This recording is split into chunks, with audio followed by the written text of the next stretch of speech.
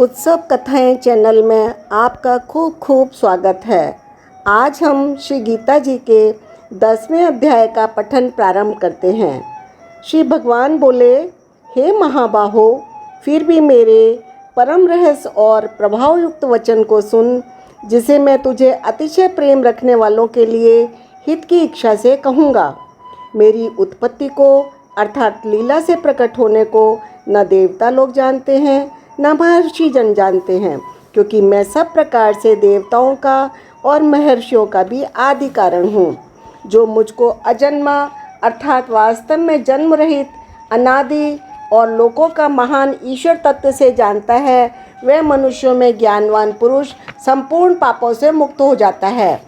निश्चय करने की शक्ति, यथार्थ ज्ञान, असमूढ़ता, क्षमा, सत्य, इंद्रियों का वश में करना, मन का निग्रह तथा सुख दुख, उत्पत्ति प्रलय और भय अभय तथा अहिंसा, समता, संतोष, तप, दान, कीर्ति और अपकीर्ति, ऐसे ये प्राणियों के नाना प्रकार के भाव मुझसे ही होते हैं।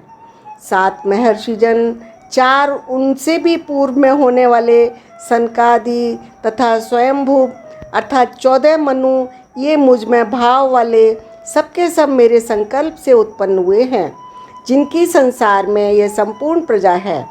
जो पुरुष मेरी इस परमेश्वर रूप विभूति को और योग शक्ति को तत्व से जानता है, वह निश्चल भक्ति योग से युक्त हो जाता है। इसमें कुछ भी संशय नहीं है।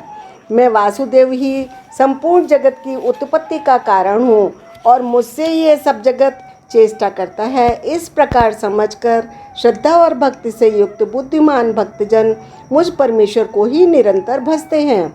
निरंतर मुझ में मन लगाने वाले और मुझ में ही प्राणों को अर्पण करने वाले भक्तजन मेरी भक्ति के चर्चा के द्वारा आपस में मेरे प्रभाव को जानते हुए गुण तथा प्रभाव सहित मेरा कथन करते हुए ही निरंतर संतुष्ट होते हैं और मुझ वासुदेव में निरंतर रमण करते हैं।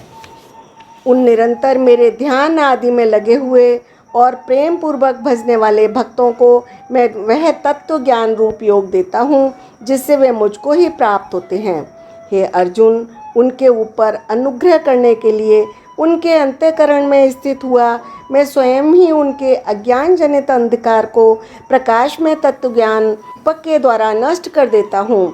अर्जुन बोले, आप परम ब्रह्म, परम धाम और परम पवित्र हैं, क्योंकि आपको सब ऋषिगण सनातन दिव्य पुरुष और देवों का भी आदिदेव अजन्मा और सर्वव्यापी कहते हैं।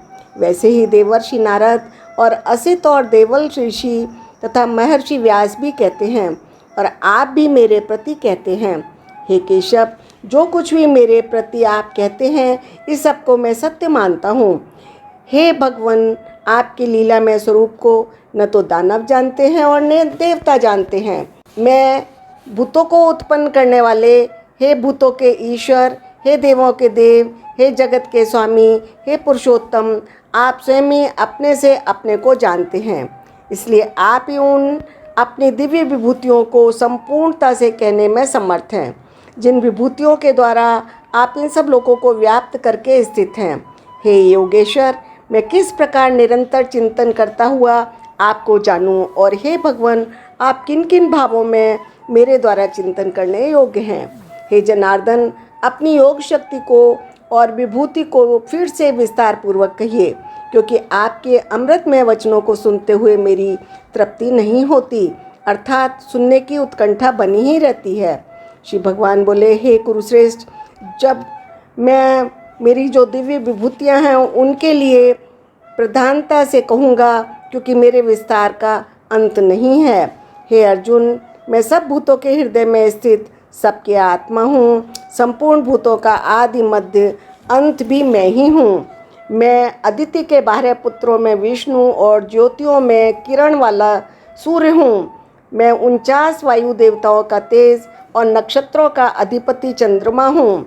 मैं वेदों में सामवेद हूँ, देवों में इंद्र हूँ, इंद्रियों में मन हूँ और भूत प्राणियों की चेतना अर्थात जीवन शक्ति हूँ। मैं 11 रुद्रों में शंकर हूँ और यक्ष तथा राक्षसों में धन का स्वामी कुबेर हूँ।